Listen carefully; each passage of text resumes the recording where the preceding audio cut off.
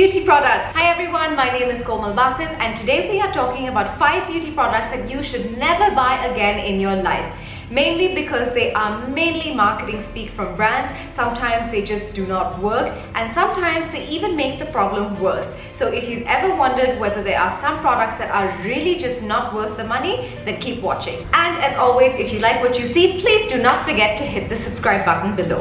Neck creams. Why do beauty brands tell people that they need to buy neck cream? So the skin on your neck is some of the thinnest on your entire body and it's one of the first to show any signs of aging, any kind of wrinkling, sunspots, loss of skin tone, elasticity, all of that stuff. The neck shows it up really quickly. If anything, just be really particular about extending all your skincare down onto not just your neck but your décolletage in general, which is just the area around your collarbones and your neck as well, because that is the area that gets a lot of sun exposure. But that doesn't mean you need a separate cream for your neck. There's nothing different about this area that's different from this area other than the fact that it's just thinner. Please don't spend any more money on buying a neck cream. If you already have some, then great, use it. Use it on your neck, use it on your décolletage, use it on your face if you want, and once it's done, don't ever buy it again. Just use your regular skincare all over your neck and all over your décolletage and you will be just fine.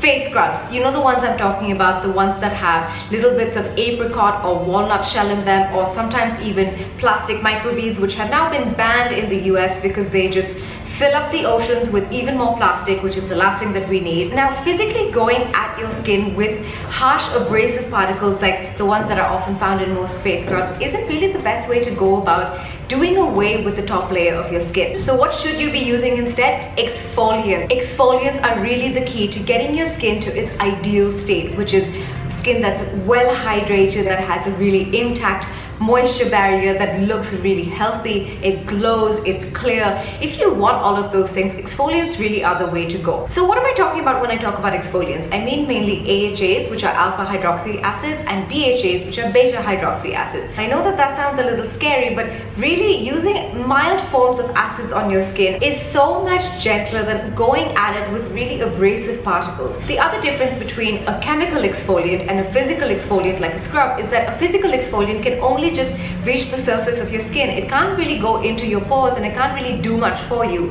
Whereas chemical exfoliants can go into your pores, especially an exfoliant called salicylic acid, which I've talked about before. It's a beta hydroxy acid, which is just so beautiful for if you have acne prone skin or oily skin, because it is the only acid which can penetrate into your pores and can dissolve sebum. Another couple of really good acids are glycolic acid, which I've talked about before. Glycolic acid is really good at ungluing the bonds that are formed by the dead skin cells on your face. Another really good one is called lactic acid. Lactic acid is especially good at brightening your skin. It's really good at fading acne scars. So if you really want to exfoliate your skin, which is a good thing, everyone should exfoliate their skin, the best way to do it is with a chemical exfoliant. So throw away all your physical scrubs. It's bad for the environment, it's bad for your skin. You're essentially just creating micro tears in your skin. It's just doing the exact opposite of what you're really trying to achieve. And switch to chemical exfoliants instead. Start really slow, start out just maybe once a week or once every other week. Some of the more common ones, like I was saying, are glycolic acid, lactic acid, salicylic acid, with salicylic acid being the best one for acne prone or oily skin. Now this is a fact, 70% of women have cellulite, whether they are larger, whether they're smaller, whether they work out, whether they don't.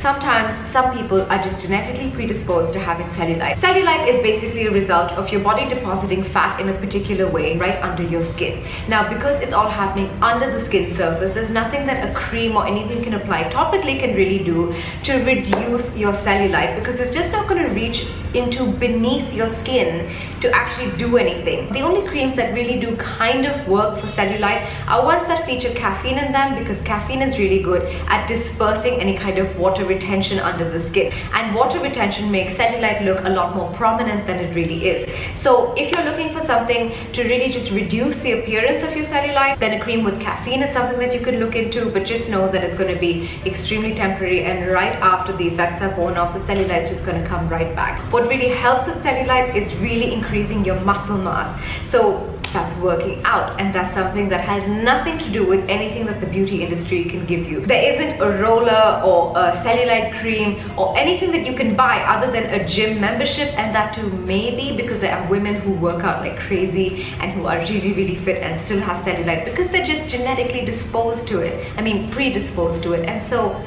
that's just how it is. I guess it's one of those things like stretch marks that you just have to maybe learn to love and live with. But whatever it is, however you feel about it, just don't spend any money on buying a cellulite cream hoping that it's going to give you a permanent fix, because it's really not. Split end serum. So if you're really treating your hair quite badly, so for example you're using a hairdryer too often or on too high a heat setting, or you're just not using a blow dry oil or serum with it, or you've been chemically treating it too much, these things are all damaging to your hair. And the first place that your hair is really going to show damage is at the ends, because that is the oldest part of your hair. Think of it like a log of wood, which is really what a split end looks like if you look at it under a microscope. Now if you cut a log of wood in half, there's no way that it can ever repair itself because it's already dead. Most split end serums are either doing one of two things. Either they are just nourishing your hair and preventing any damage, which is great, or they're basically just forming a really temporary film on the ends of your hair to make it look like it's shiny and make it look like it hasn't seen much damage, but that's only going to last you until your next wash.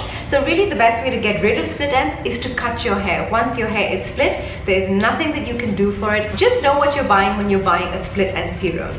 I just want you to know that it isn't really going to fix the problem. It's either going to prevent it, or it's just going to temporarily make it look like it isn't there until you just wash your hair.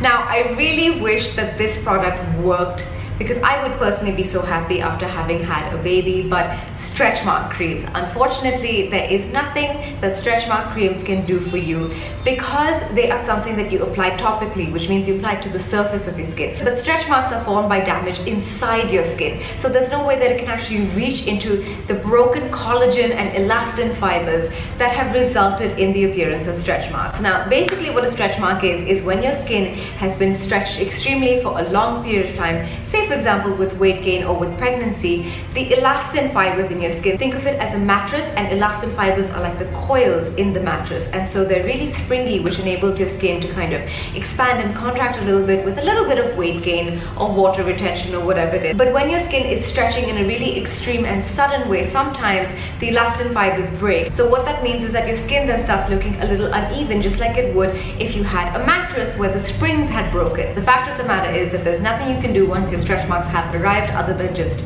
wait for them to fade. There you have it. 5 beauty products that you never need to spend money on buying ever again. Thank you so much for watching. I hope that this video was really informative. I hope you enjoyed it, and please let me know if there's anything in particular that you would like to see. Leave a comment below, send me a DM on Instagram, and I will see you soon. Bye.